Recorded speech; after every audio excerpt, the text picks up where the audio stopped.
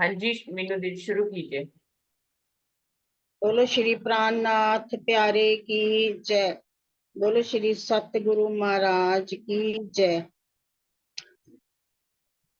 चरण कमल पर वारी रे वारी, वारी रे वारी, इन चरणों से निस्बत हमारी, निस्बत हमारी।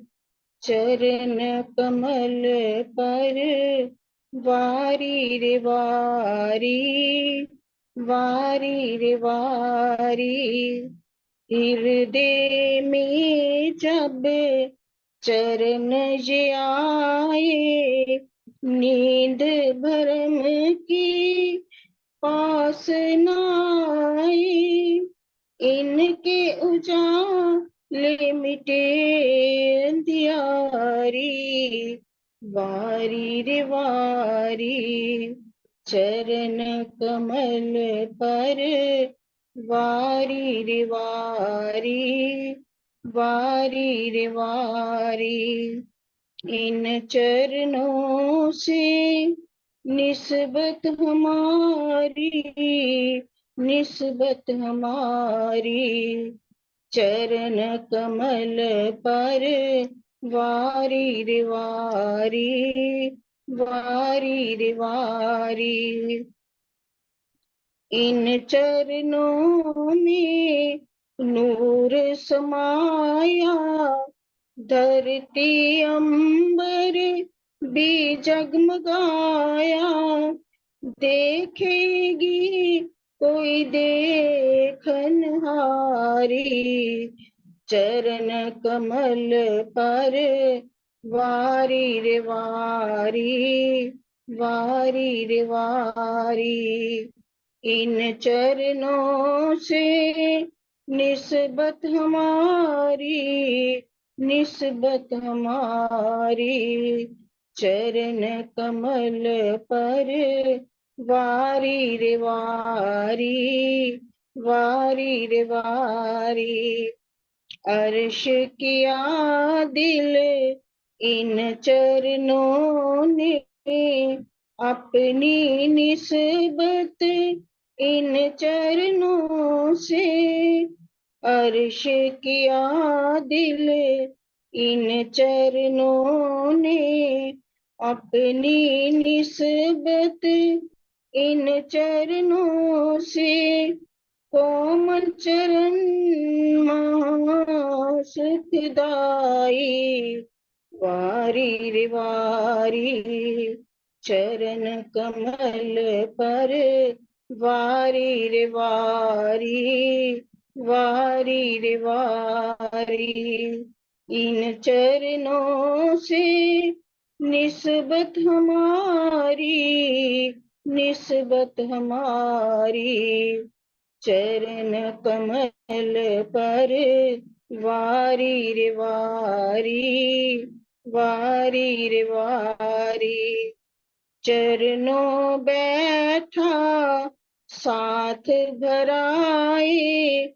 इत थे हमको खेल दिखाए, पर आत्म चरणों में हमारी, वारी रे वारी।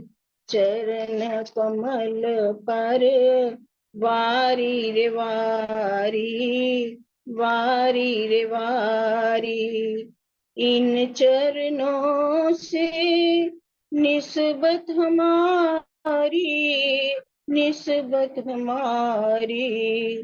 चरण कमल पर वारी रे वारी, वारी रे वारी।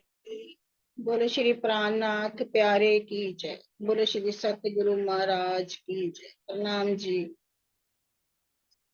प्रणाम जी, धन्यवाद मीनू दीदी। शुरू करते हैं सुंदर साथ जी।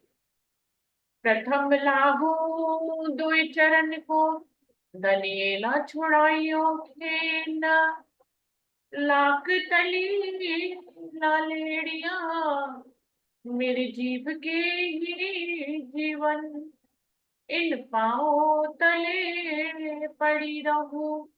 धनी नगर खोलो बातून, पलना बालू निरखु नेत्रे।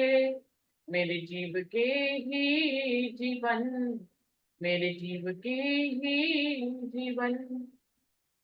श्री बंदो सतगुरु चरण को करूं सो प्रेम प्रणाम। अशुभ हरण मंगल करण धनि श्री देव चंद्र जी नाम। श्री प्राणनाथ निज मूलपति, श्री मेहराज सुनाम। तेज कुंवर श्यामा युगल, जिको पल पल करूं प्रणाम। पिया जिको पल पल करूं प्रणाम। प्रणाम जी, सभी सुंदर साथी को प्रेम प्रणाम जी। सुंदर साथी, सागर वाणी चल रही है जिसमें हम चौथा सागर शिव युगल स्वरूप की शोभा और श्रृंगार का चल रहा है। हम उसमें 10वें प्रकरण में है श्री राज्य का श्रृंगार तीसरा। 2 श्रृंगारों का वर्णन हो चुका है राज्य के, अभी ये तीसरा श्रृंगार चल रहा है जिसकी 15 चौपाई हो गई थी। अभी 16वीं चौपाई से आगे बढ़ते हैं।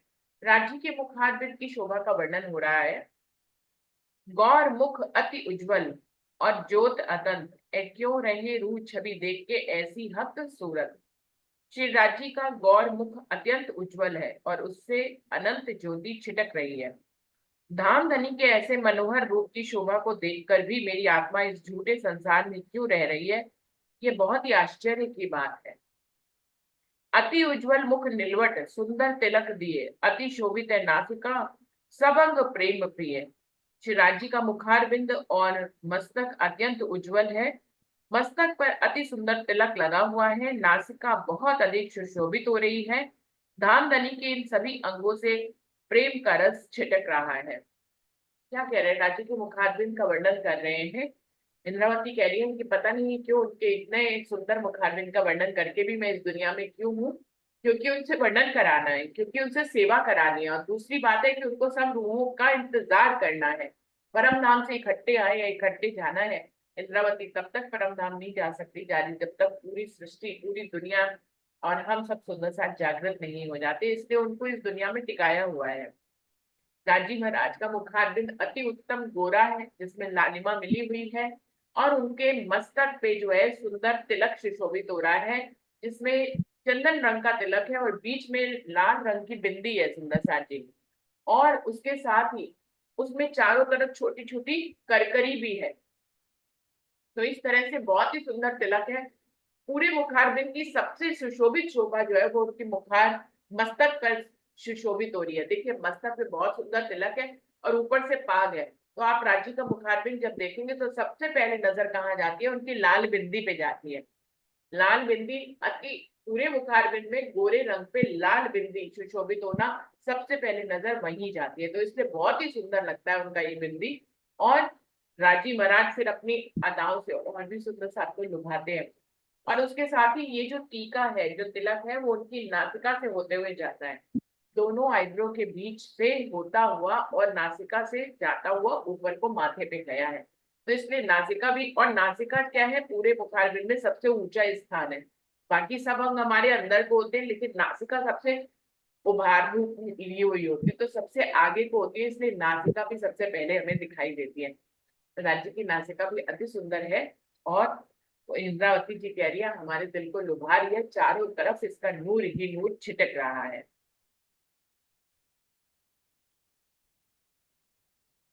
जी।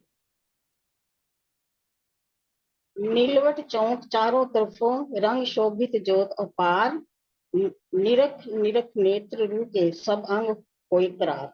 श्री राज्य महाराज के मुखार बिंद के चारों ओर के रंग बेशुमार शोभा देते हैं, जिसे बार बार देखने पर मेरी रूह की ओर करार आता है। देख नीलवट तिलक मुख भोग बासत अति सुंदर, सब अंग दृढ़ करके ले रूह के नैनो अंदर। माथे के ऊपर का तिलक, मुख और भौहें सभी बहुत सुंदर लगते हैं। श्री राज्य जी महाराज के सभी अंगों को हे मेरी रूह निश्चय और दृढ़ता के साथ दिल में बसा लो। प्रणाम जी।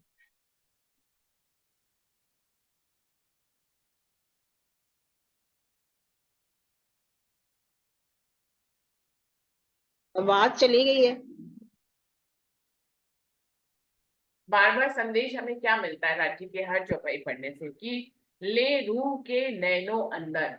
आखिरी जो चौपाई का है, 19 चौपाई का जो आखिरी खंड है, ले रूह के नैनो अंदर, यानी कि हम राज्य की जितनी भी शोभा का पढ़ रहे हैं, मंथन कर रहे हैं, अपने दिल और दिमाग में बसा रहे हैं, अपने मंचित बुद्धि अहंकार में बसा रहे हैं, हमें क्या करना है, इसको आत्मसात करते चले जाना है। इस शोभा को अपने अंदर और रोज रोज बसाना है।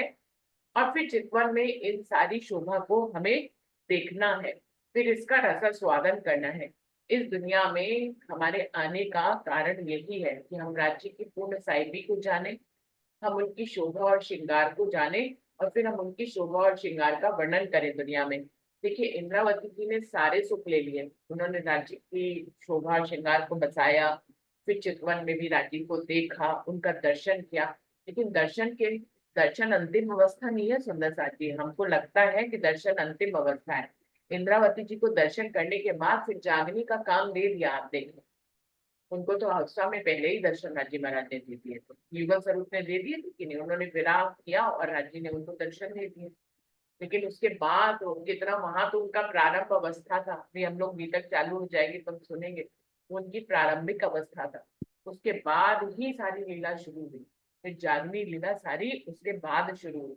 तो ऐसे लगता है कि दर्शन करना अंतिम अवस्था है, लेकिन दर्शन करने के बाद जो अनुभव होता है, राजी महाराज चाहते हैं कि उसका रूप वर्णन करें। तो इसलिए उसके बाद जो है वर्णन शुरू होता है सुंदर साथ को जगाने का और ब्रह्मवाणी का वर्णन करने का, राज्य के स्वरूप श्रृंगार वर्णन करने का। तो ये क्रम चलता रहता है। हमारे जो सतगुरु होते हैं, जिसके जो भी सतगुरु हैं, जिसने जिससे भी तारतम लिया हुआ है, वो सब राज्य महाराज के नख से शिव तक के स्वरूप को आत्मसात कर लेते हैं। लेकिन उसके बाद फिर समय खत्म नहीं हो जाता, फिर उनको जागनी करनी रहती है सुंदर साथ की। क्योंकि वो उनको जागनी क्यों करनी पड़ती है, उसका भी एक कारण है कि वो खुद जा ही नहीं सकते, वो खुद जाग गए लेकिन जाग के परम धाम नहीं जा सकते, हम सबको जगाए बिना।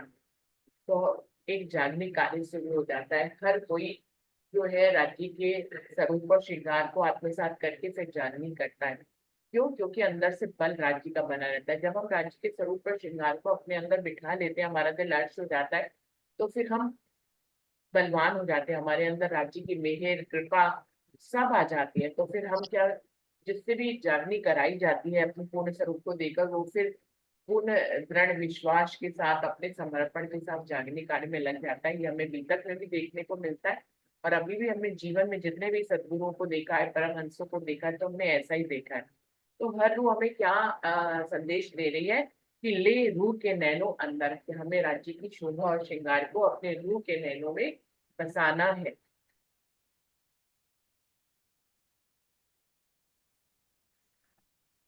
जी।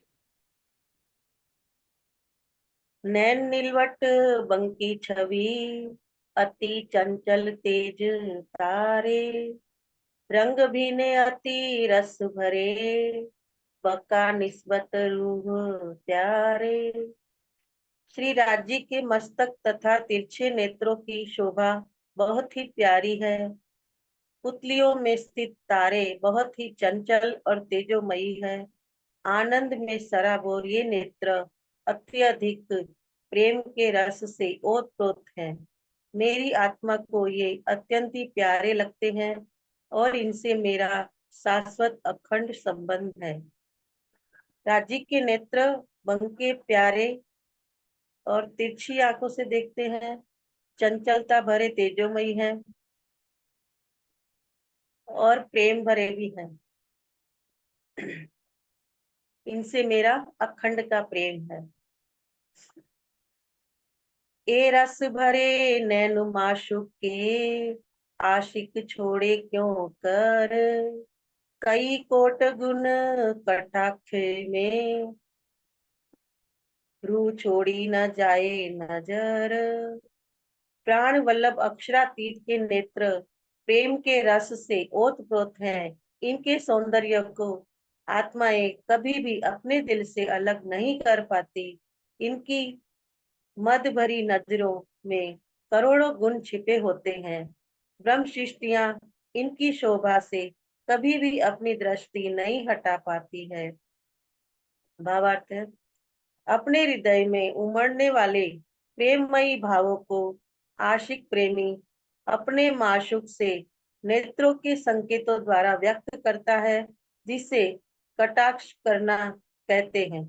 यह कटाक्ष तृणापूर्वक व्यंग्य का कटाक्ष नहीं है, अपितु हृदय में प्रवाहित होने वाले प्रेम के दरिया से माशूक को सिंचित करने की प्रक्रिया। जब धामधनी के दिल में अनंत गुण है, तो स्वाभाविक है कि नेत्रों से होने वाले प्रेम के संकेतों में भी वे ही गुण दृष्टिगोचर होंगे। इस चौपाई में यही बात दर्शाई गई है। कह रहे राज्य के नेत्र रस भरे हैं, मतलब उसमें कोई घृणा नहीं है, प्रेम भरे हैं। वो इशारे भी करते हैं तिरछी आंखों से, तो प्रेम भरे इशारे करते हैं जो रूह के मन को भेद देते हैं।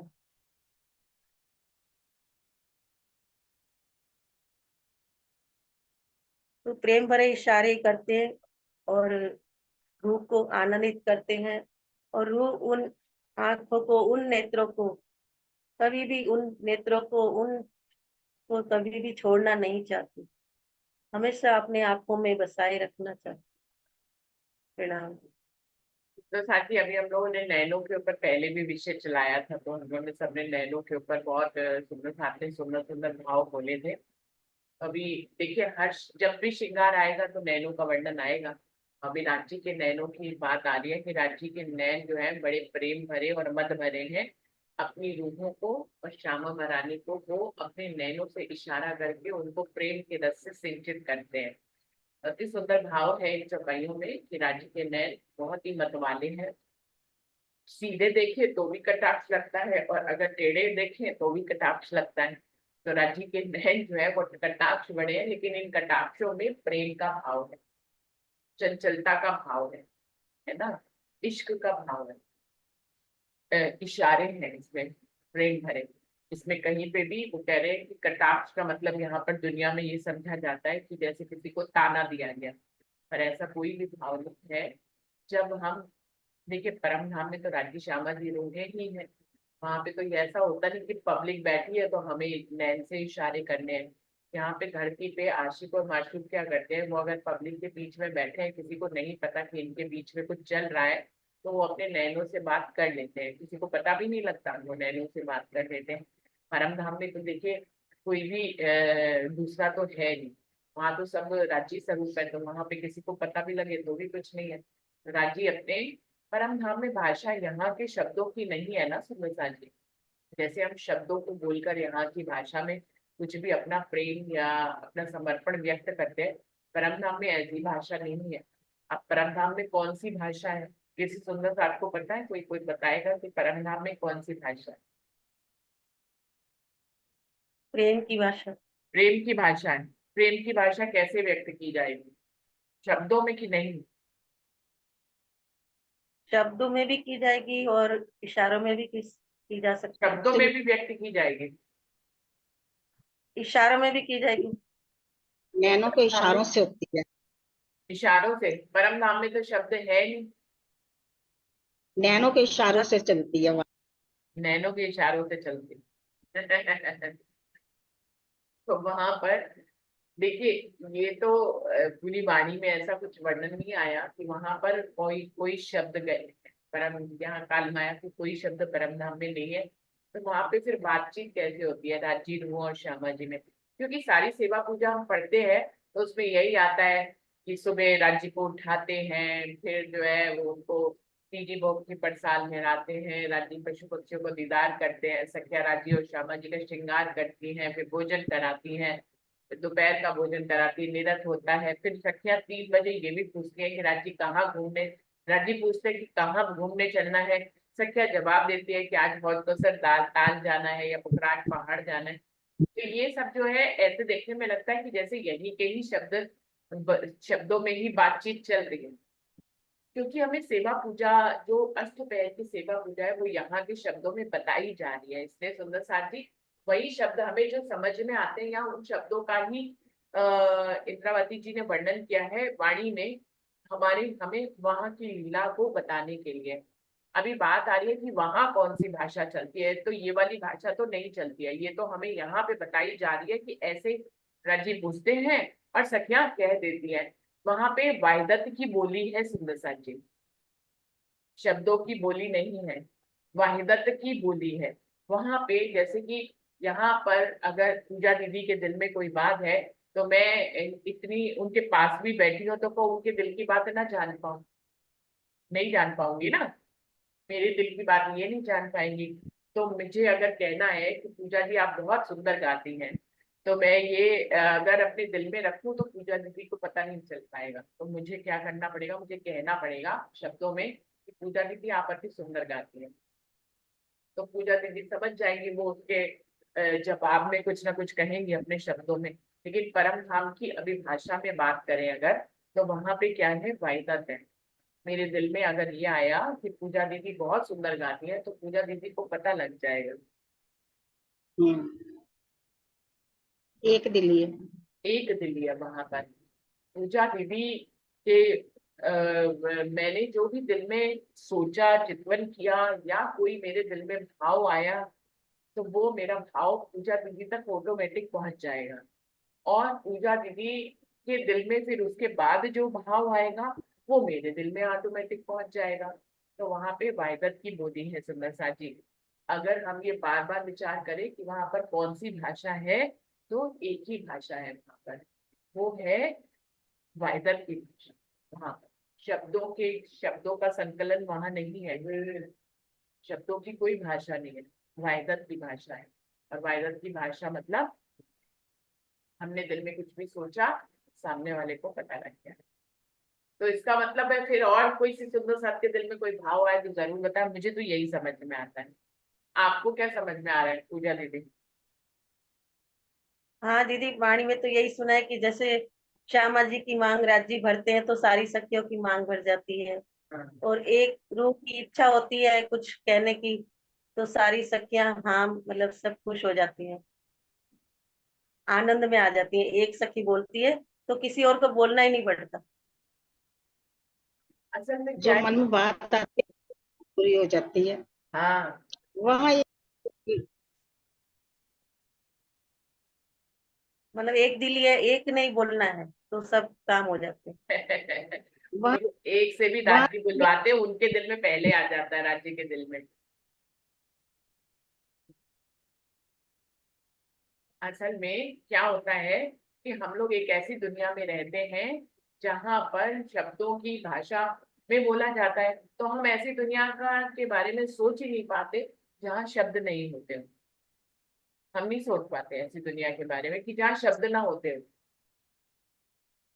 क्योंकि परम नाम अक्षरातीत क्या है, शब्दों से परे है। वो यहाँ शब्दों में आए हैं सुंदर साथी, लेकिन है वो शब्दों से परे। तो शब्दों से परे ही परम धाम की भाषा है।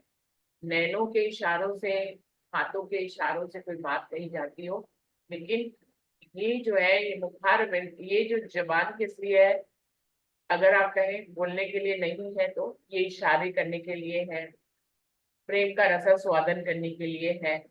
तो इसलिए परम धाम में वाहिदत की भाषा है। अभी चितवनी में एक ऐसी भाषा पे आपको हम सबको चितवन करना है जहाँ पे शब्द नहीं चलते हैं, जहाँ आपको राज्य को कुछ कहना नहीं होता है, राज्य को आपको कुछ कहना नहीं होता है। तो जब आप ऐसे शब्दातीत ब्रह्मांड की के बारे में चिंतन करेंगे, तो आपको समझ में आएगा कि वहां पर कौन सी भाषा चलती है। ये वाली तो बिल्कुल भी नहीं चलती है। भजन भी बना हुआ है इसके लिए कि शब्दों में आए शब्दातीत जो कहलाए रहे। जो शब्दातीत है उनको शब्दों में यहाँ पर बांधा गया है, यहाँ पर लाया गया है, शब्दों में कह के राजी महाराज की शोभा। लेकिन परम धाम में जब आप चिंतन करते हैं, तो आप राजी से कोई भी बात आपको कहनी नहीं पड़ती है। आपके दिल में जो भाव आता है वो राजी उसको आत्मसात कर लेते हैं, उनके दिल तक पहुंच जाता है। और राज्य के दिल में कोई भी भाव होता है वो हम तक पहुंच जाता है। ऐसे ही और रूहों को आपस में अगर कोई बात कहनी है या सुननी है, तो उसके लिए भी कोई शब्द इस्तेमाल नहीं होते, बल्कि दिल से दिल के तार जुड़े हुए होते हैं। एक वर्णन आता है परिक्रमा ग्रंथ में कि जब राज्य विश्राम करते हैं 12 से 3 के बीच में, तो सखियां टोले टोले बनाकर जो है कभी छरोकों में बैठ जाती हैं, कभी गैलरी में बैठती है, कभी हिंडोलों में बैठती है, और राज्य के सुखों का आपस में जो है रसास्वादन करती है, उसके बारे में बातचीत करती है। तो उसमें आता है कि एक रूह दूसरी रूह को अपने सुख के बारे में बताती है, तो जो सुन रही होती है रूह, वो सोचती है कि ये सुख तो मैंने लिया है, बता ये रही है। तो वाहिदत है वहां पर शब्दों में नहीं बताई। जो एक रूह सुख बताती है, दूसरी ने वो पहले से लिया होता है। तो इस तरह की वाहिदत की भाषा है वहां पर, जहां पर कभी भी किसी को कुछ कहना नहीं पड़ता है, बल्कि एक अपने दिल में सिर्फ भाव आता है। दिल में वहां पर एक कुछ भी भाव आता है, चाहे प्रेम का या कुछ कहने का या कैसा भी भाव आता है, दूसरी रूह तक वैसे ही पहुंच जाता है। इसीलिए वहां पर भेदभाव नहीं है सुंदर साहब, क्योंकि कोई भी अपने दिल में कोई बात छुपा नहीं सकता। अब जब हम छुपा ही नहीं सकेंगे, हम सबके दिल की बात जान जाएंगे, तो भेदभाव की बात ही नहीं आती है। यहाँ पर कालमाया के ब्रह्मांड में हम अपने दिल की बातों को छुपा लेते हैं दूसरे से, चाहे वो अच्छी हो चाहे बुरी हो, मैं ये नहीं कह रही, लेकिन हमें छुपाने का यहाँ पर हमारे पास है। हमने शब्दों में व्यक्त नहीं किया और अपने हर दिल और दिमाग में कुछ बातें रख ली, तो आप पूजा दीदी मेरे दिल की बात नहीं जान पाएंगे। तो क्या होगा, आप, मैं जब तक शब्दों में नहीं कहूंगी आप नहीं समझ पाएंगे। तो परम धाम में छुपाने की प्रक्रिया नहीं है, परम धाम में सभी कुछ ओपन है, वहां पर है वाहिदत। इसलिए क्या कहेंगे, वहां पर वाहिदत, वाहिदत की बोली है, वाहिदत की भाषा है। सब एक दूसरे को वहां पर दिल से जानते हैं, और सबके दिल वहां पर कनेक्टेड है। परम धाम में वाहिदत की भाषा है। आगे बढ़ते हैं सुंदर साथी। हाँ जी, शुरू करिए। जो देवे पल नाड़ी मासुक, तो जानो बीच पहियो ब्रह्मांड रूह अंत राल सहे ना सवे रूप की ए जो दुल्हा अर्श अखंड।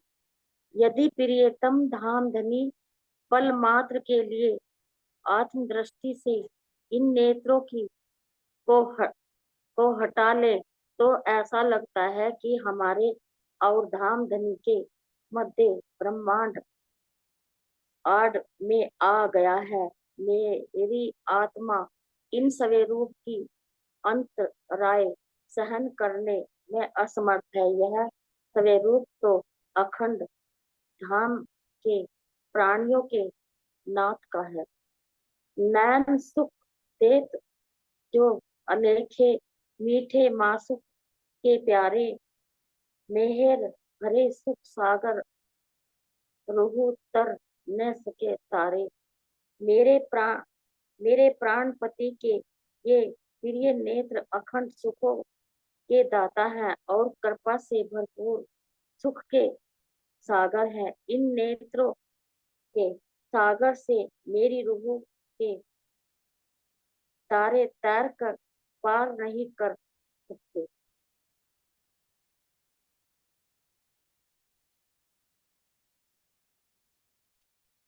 तो राज्य के नैनों का वर्णन चल रहा है कि नैन तो सुंदर है ही है, नैनों से ही तो इशारे करते हैं। अगर पल भर के लिए भी नैनों को बंद करे, तो मुंहों को लगता है कितनी लंबी जुदाई हो गई। जहाँ भाषा शब्दों की ना हो, जहाँ सिर्फ नैनों से नैन बात करते हो, जहाँ वायदत की भाषा हो, वहां अगर नैनों को ही बंद कर लिया जाए, उनके ऊपर पलके डाल दी जाए, तो रूहों को क्या लगेगा कि जैसे कि करोड़ों वर्षों की दूरी आ गई है राज्य और हमारे बीच में, क्योंकि संवाद खत्म हो जाता है। तो संवाद होना बहुत जरूरी है। प्रेम में, इश्क में जो है वो संवाद होना बहुत जरूरी है। तो जो है, अगर अ, दुल्हा ऐसा कभी कभी रूहों को थोड़ा सा एक एहसास कराने के लिए, कभी कभी परम धाम में वो अपने नैनों के ऊपर अपनी पलकें डाल लेते हैं, लेकिन पल भर में ही मुंहों के लिए फिर खोल भी लेते हैं, लेकिन उस पल भर के एहसास में ही मुंहों को लगता है जैसे कितनी लंबी जुदाई भी हो गई है। तो राज्य के नैन जो है वो मेहर भरे हैं, उनसे रूहें मेहर को ही ले सकती है। वो राज्य के सुख के सागर जो नैन है, उनसे रूहें खाली मेहर ही नहीं अनंत सुख लेती है। तो इन सुखों का वर्णन इंद्रावती जी कैरी कर नहीं सकते, इतने सुख है राज्य के नैनों में ही कि रूहें उसको लेती रहती, ऐसे ही परम धाम में समय बीतता है। परम धाम में पहली बात तो समय नहीं है, फिर एक बात आ गई है कि जैसे वहां पर शब्द नहीं है वैसे परम धाम में कोई समय नहीं। समय अगर प्रेम का बन गया तो बन गया, फिर वो वही स्थिर हो जाएगा। राजी महाराज जब तक उस समय को वहां पर समय राज्य के दिल के अनुसार चलता है और बढ़ता है, घटता है। वहां पर समय जो है वो रुकता नहीं है, चलता तो रहता है, लेकिन राज्य उसको जब चलाना चाहे जैसे वैसे चलता है। तो इस प्रकार से राज्य के नैनों का वर्णन हो रहा है कि अति सुंदर नैन है और राजीव के इन नैनों से रूहें अनंत इशारे पाती हैं और बहुत से अनंत सुख भी लेती है। तो साथी इसका यहीं पे समाप्त हो रहा है समय, यहीं पे प्रणाम करते हैं और अगली चौपाई के लिए 24 चौपाई से हम अगली लेके की तरफ। बोलिए श्री प्राणनाथ प्यारे की जय, बोलिए श्री सद्गुरु महाराज की जय, सर्व सुंदर साथ की जय। प्रणाम जी, सभी सुंदर साथ जी को प्रेम प्रणाम जी।